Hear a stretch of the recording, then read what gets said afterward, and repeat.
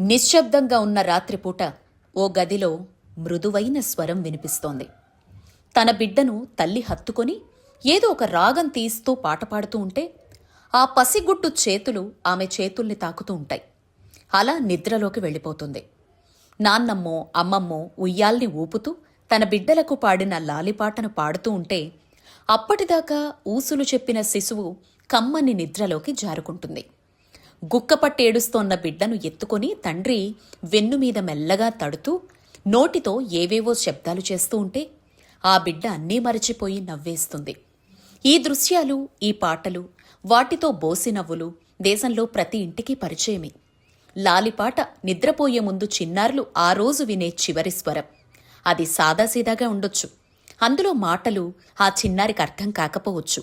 కానీ శృతి, లయ, సంస్కృతి, ప్రేమ, ఆప్యాయత, భరోసా వీటన్నింటితో కూడిన అందమైన పుష్పగుచ్చమే లాలిపాట.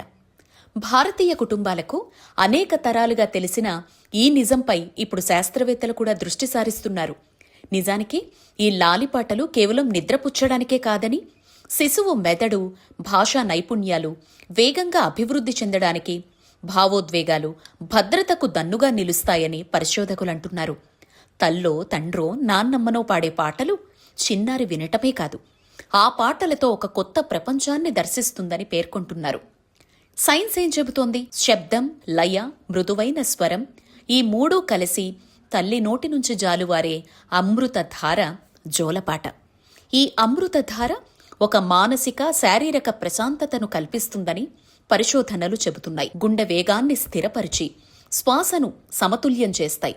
తద్వారా శిశువును ప్రశాంత స్థితికి తీసుకువెళ్లి నిద్రపోయే ముందు సిద్ధం చేస్తాయి. నిజానికి బిడ్డకు ఆ పాటలో పదాలు తెలియవు.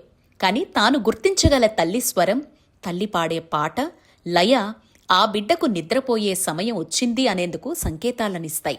ఇదొక క్రమ పద్ధతిలో రోజూ సాగే క్రమంలో శిశువుకు నిద్ర ప్యాట్రన్స్ ఏర్పాటు చేస్తాయి. అదే సమయంలో భాషను అర్థం చేసుకునే ప్రయత్నాలు మొదలవుతాయి. తల్లి పదే పదే పలుకుతున్న పదాలకుండే లయను బిడ్డ గమనిస్తుంది. సదరు శబ్దాలకు అర్థాలేంటో తెలుస్తుంది. దా దా దా అంటూ అమ్మ రమ్మని పిలుస్తున్నట్లు అర్థమవుతుంది. ఇతర పదాలు అంతే.